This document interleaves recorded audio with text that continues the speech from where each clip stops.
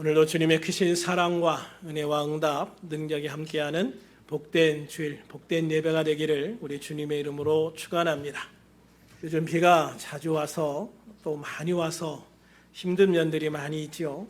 우리가 이럴 때일수록 더 밝게, 더 감사하면서 더 기쁨으로 나아가는 귀한 성도님들이 되어서 우중충한 기분들을 주님 안에서 확 다 날려버리고 감사하며 살아가는 우리들이 되기를 주님의 이름으로 축원합니다. 오늘은 이 조각목의 축복이라는 제목으로 함께 말씀을 나누려 합니다. 우리가 1절부터 5절 말씀을 읽은 것은 우리가 이 조각목으로 만든 법궤를 이야기하고 싶어서 그 안에 있는 두 돌판이 아니라 이 두 돌판을 담은 그 법궤를 이야기하기 위해서 특별히 그 법궤 자체보다는 그 법궤를 만든 재료인 조각목을 이야기하고 싶어서 오늘 본문을 선택을 했습니다. 오늘 우리가 말씀을 나눌 주제의 주인공인 이 조각목은 시띠나무다. 시띠나무다 이렇게 많이 부릅니다. 영어로는 아카시아라고 부르죠. 우리들이 흔히 아카시아라고 부르는 나무와는 전혀 다른 종류의 나무입니다. 개역개정 성경에는 조각목으로 번역을 했고요. 공동번역과 새번역 성경에는 아카시아로 번역되어 있습니다.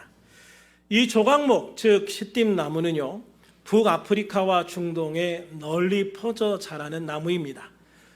5m에서 8m 정도 자라고요. 봄과 늦여름에 2번 꽃을 핍니다.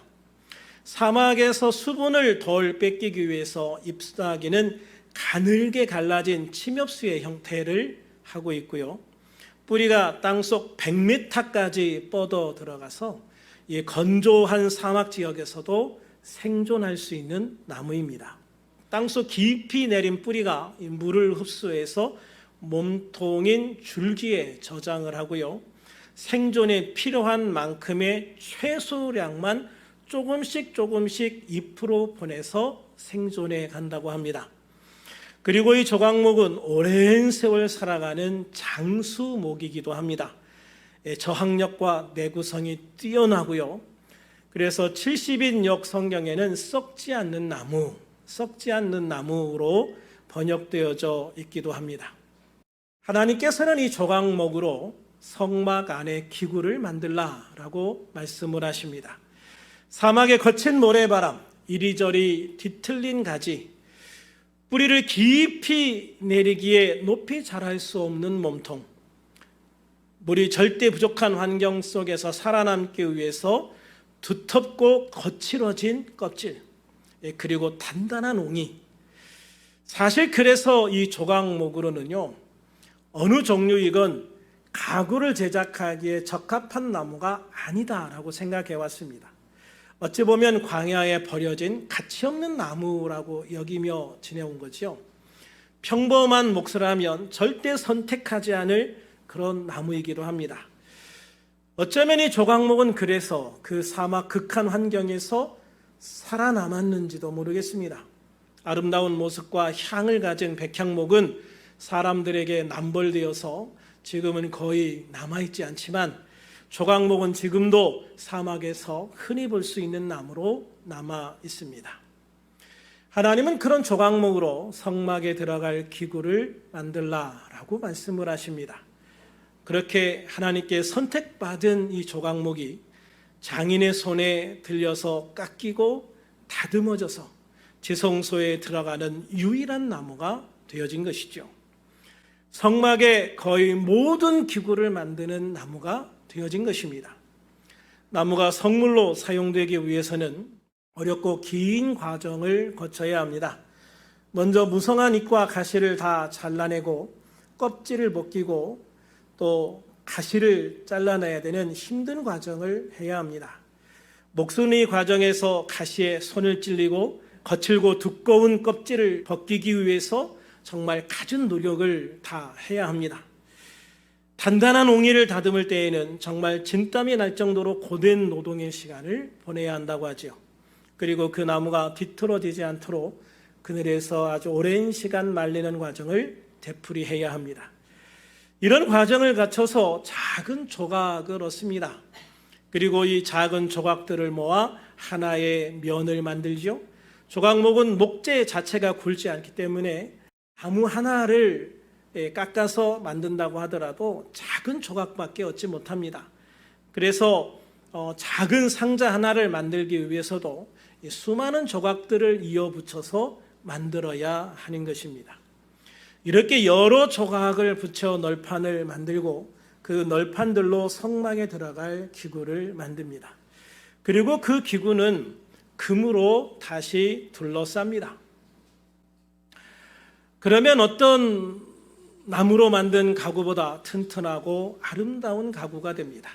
하나님께서 왜 조각목으로 성막 안에 지성소에 들어갈 법궤를 만들고 성소의 떡상과 분향단 그리고 성소 밖에 있는 번제단과 성막의 벽을 이루는 널판과 띠, 사방의 기둥들, 휘장의 기둥들을 만들게 하셨습니다. 후에 솔로몬에 의해서 성전이 지어졌을 때 백향목이라는 아름답고 향이 있는 나무가 귀하게 쓰임받지만 그럼에도 성전의 내용물들이 되는 기구들은 여전히 조각목으로 만들어졌다는 점에서 백향목도 조각목처럼 귀하게 쓰임받지는 못하는구나라는 것을 보게 되어집니다. 그러면 왜 하필이면 조각목인가? 첫째로 조각목은 겸손을 상징하기 때문입니다. 백향목은요, 크고 굵고 곧게 자랍니다. 나무의 진에서는 향기로운 향이 나서 고급 향료의 재료로 사용되기도 하죠. 그래서 백향목은 힘찬 기상과 아름다운 이스라엘의 번영, 의인의 번성을 상징하기도 합니다. 그러나 때로는 교만과 사치를 상징하기도 합니다. 그러나 조각목은 그렇게 자랑할 만한 것이 없습니다. 보기에도 볼품이 없습니다. 별로 쓸모도 없습니다. 그래서 겸손의 상징입니다. 그래서 하나님께 쓰임받는 목재가 되었습니다. 예수님이 십자가를 지시고 구원하신 성도들도 바로 이런 조각목과 같은 존재들입니다. 특별해서가 아니라 자신이 하나님 앞에서 죄인임을 고백하고 예수님을 믿어 구원받기를 원하는 겸손한 사람들, 예수님 앞에 겸손하게 영적으로 육적으로 무릎 꿇을 수 있는 사람들, 바로 그런 사람들을 하나님은 구원하셔서 당신의 백성, 당신의 자녀로 삼으신 것입니다. 그래서 우리가 예수님을 믿었다는 것 하나만으로도 우리는 하나님 안에서 겸손한 사람이다라고 자부할 수 있는 것입니다. 전도하다 보면은요, 교만한 사람은 절대 예수 믿지 않습니다. 교만은 구원의 가장 큰 적입니다. 그래서 예수님을 믿으려면 절대적으로 영적인 겸손이 필요합니다. 그래서 예수님을 믿은 우리들은 모두가 영적으로 겸손한 하나님의 백성들인 것입니다. 하나님은 솔로몬이 겸손하여 하나님을 의지할 때 세상에 그 누구보다도 큰 지혜를 주셨습니다. 번성하게 하셨고 부귀영화를 주셨습니다. 그러나 솔로몬이 교만해져서 하나님을 떠나 자기의 길로 갔을 때 하나님은 솔로몬을 버리실 수밖에 없었음을 여러분 기억하시기 바랍니다. 솔로몬의 죄로 나라는 둘로 갈라졌고 차례차례 멸망의 길로 걸어갔습니다. 결국 다윗으로 인해 강성하게 세워졌던 나라가 그 아들 솔로몬의 교만으로 인해서 무너져 패망하게 되어진 것이죠. 그래서 하나님은 겸손한 자를 기뻐하십니다. 우리들이 구원받은 것은 전적으로 그래서 주님의 은혜인 것입니다. 그래서 사도 바울은 에베소서 2장 8절에서 너희는 그 은혜에 의하여 믿음으로 말미암아 구원을 받았으니 이것은 너희에게서 난 것이 아니요 하나님의 선물이라고 분명하게 말씀하십니다. 그래서 우리는 주님 앞에 구원받은 것으로 인해서 내 육체를 자랑할 수 없다라고 말씀을 하시는 거죠. 볼품없는 조각목 나무가 성전의 기구가 될 수 있었던 것은 목공의 손에 자신들을 겸손히 내어 맡겼기 때문이기도 합니다. 자신이 뭘 하려고 애쓰지 않았다는 거죠. 목공이 자르고 깎고 이어 붙이는 대로 순종해서 성전의 기구로 만들어지는 것입니다. 이처럼 우리들이 주님의 손에 나를 맡겨 주님의 손으로 필요 없는 것을 잘라내게 하시고 굽은 것을 펴게 하시고 표만을 깎아내게 하셔서 주님이 원하시는 모습으로 변화될 수 있어야 할 줄로 믿습니다. 그렇게 우리들이 예수님의 십자가 사랑과 은혜 그리고 생명에 부활하신 우리 주 예수님 앞에 겸손하게 나를 맡긴다면 주님은 나를 다듬고 가장 귀한 곳에 가장 내가 어울리는 곳에 주님의 도구로 쓰임받을 수 있도록 나를 만들어 배치하시고 사용해 주실 줄로 믿습니다. 바라기는 우리들 모두 주님의 손에 겸손히 나를 맡겨서 주님의 가장 귀한 축복의 도구가 되실 수 있기를 주님의 이름으로 축원합니다. 둘째로 조각목은 금으로 씌어졌을 때 그 형태를 가장 온전하게 보존할 수 있는 나무이기 때문입니다.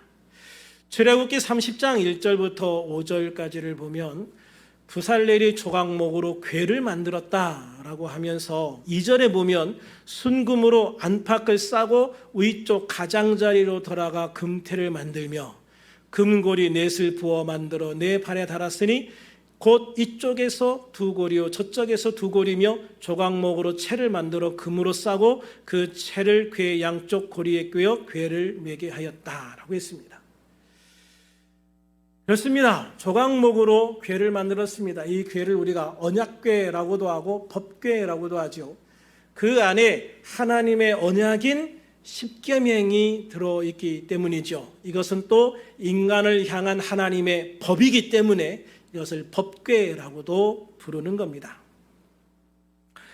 그런데 이 조각목으로 법궤와 그 궤를 매는 채 등을 만들고 그 안팎을 순금으로 싸라라고 말씀을 하시고 있는 거예요. 그래서 그 궤와 성구들을 보았을 때 조각목의 모습은 어디에도 보이지 않고 금만 보이게 하신 겁니다.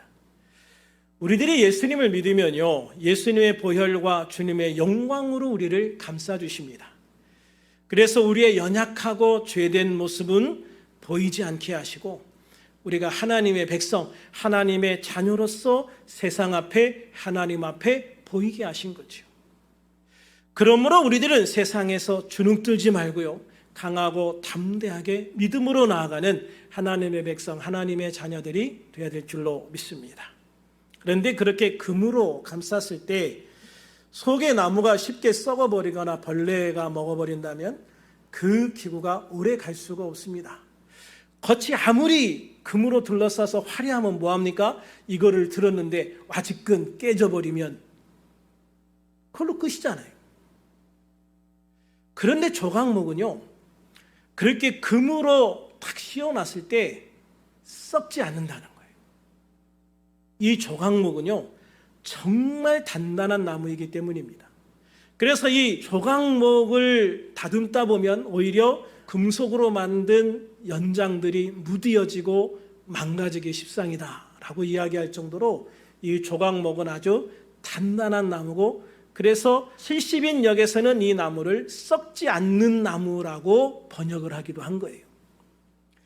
그래서 이 금으로 감싸놨을 때 그 안에 있는 목재가 썩지 않고 벌레도 먹지 않아서 정말 오래 가는 거예요.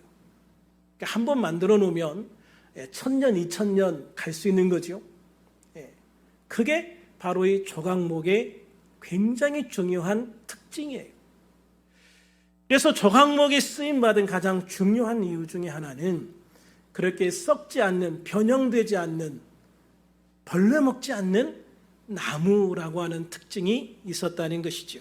그러므로 우리들도요, 이렇게 단단한 존재가 되어야 됩니다. 강한 존재가 되어야 됩니다. 조각목 같은 존재가 되어야 됩니다. 우리가 조각목과 다른 것은요, 조각목은 애초에 강한 나무입니다. 그런데 우리들은 연약한 존재였으나 예수님을 믿은 이후에 주님에 의해서 강하고 단단한 존재가 된다는 것입니다. 그래서 여호수아 1장 6절 7절에 보면 하나님은 여호수아에게 이렇게 말씀하십니다. 강하고 담대하라. 오직 강하고 극히 담대하라. 강하고 담대하라. 오직 강하고 극히 담대하라. 이렇게 말씀을 하시는 거예요. 9절에 보면 좀 더 구체적으로 말씀하십니다. 같이 한번 읽어볼까요? 시작. 내가 내게 명령한 것이 아니냐. 강하고 담대하라. 두려워하지 말며 놀라지 말라. 내가 어디로 가든지 내 하나님 여호와가 너와 함께하느니라. 할렐루야. 그래요. 우리가 왜 강하고 담대할 수 있느냐, 두려워하지 않을 수 있느냐? 이유는 딱 하나입니다. 주님이 나와 함께 하시기 때문에. 그래서 우리가 예수님을 믿고 주님이 우리와 함께 하시기 때문에 우리는 강하고 담대한 존재가 되어지는 거예요. 아주 푸석푸석한 약한 존재였으나 예수님을 믿은 이후에 우리는 조각목같이 아주 단단한 존재가 되어지는 거죠. 그래서 어떤 상황에서도 부딪혀 상대방을 깨트리고 이길 수 있는 존재가 되어지게 되는 겁니다. 그래서 시편 27편 14절에는 강하고 담대하며 여호와를 기다리라 라고 말씀하고 있고요. 시편 31편 23절에서는 너희는 강하고 담대하라 라고 말씀하셨고, 디모데후서 2장 1절에서 사도 바울은 제자 디모데에게 너는 그리스도 예수 안에 있는 은혜 가운데서 강하라, 예수 안에서 강하라 라고 말씀하고 있습니다. 요한일서 2장 14절에서 사도 요한은요, 청년들아 내가 너희에게 쓴 것은 너희가 강하고 하나님의 말씀이 너희 안에 거하시며 너희가 흉악한 자를 이겼음이라 라고 말씀하십니다. 그렇습니다. 사도 요한은 우리가 예수를 믿음으로 강한 존재가 되어서 흉악한 자를 이기는 승리자가 되었다라고 말씀하고 있는 것입니다. 여기에서 우리들이 강하고 담대할 수 있는 존재가 될 수 있는 공통점 뭡니까? 바로 예수 그리스도의 십자가 사랑과 은혜로 주님과 함께하는 존재가 되었다는 것, 하나님이 함께하는 존재가 되었다는 것입니다. 연약한 우리들이 예수님을 믿어서 강한 자가 되었다는 거죠. 그렇습니다. 예수님을 믿음으로 푸석푸석하고 연약한 우리들이 조각목처럼 강하고 단단한 존재가 될 수 있었던 것입니다. 그래서 우리들이 예수님 안에 있을 때 썩지 않습니다. 악한 벌레가 와서 갉아먹지 못합니다. 이것이 바로 주님 안에 있는 자의 은혜인 것입니다. 그러므로 우리들은 우리 주 예수 안에서 강하고 담대해야 합니다. 할렐루야. 우리 주 예수 안에서 강하고 담대해야 합니다. 주님 앞에 단단하고 굳센 믿음의 사람이 되어야 됩니다. 우리 주님이 세상 끝날까지 우리와 함께 하실 것이기 때문입니다. 또한 우리들은 겸손하게 주님 앞에 순종할 수 있는 성도가 되어야 합니다. 그래서 우리들이 덮고 있는 예수님의 보혈의 은혜가 헛되지 않도록 해야 됩니다. 우리를 덮고 있는 하나님의 영광의 빛이 바래지지 않도록 해야 합니다. 조각목과 같이 나의 부족함을 알고 날마다 주님을 의지하고 기도해서 하나님을 체험하고 성령의 은혜 가운데에서 승리자의 삶을 살아가는 우리들이 되어야 합니다. 또 어떤 상황에서도 주님의 손에 온전히 나를 맡겨서 주님이 기뻐하시고 필요로 하시는 존재가 되기를 힘써야 합니다. 나는 사라지고 하나님만 나타나는 겸손한 성도가 되어야 합니다. 그래서 하나님께서 가장 귀히 쓰실 주님의 사람이 될 수 있기를 우리 주님의 이름으로 축원합니다. 축원합니다. 기도하겠습니다.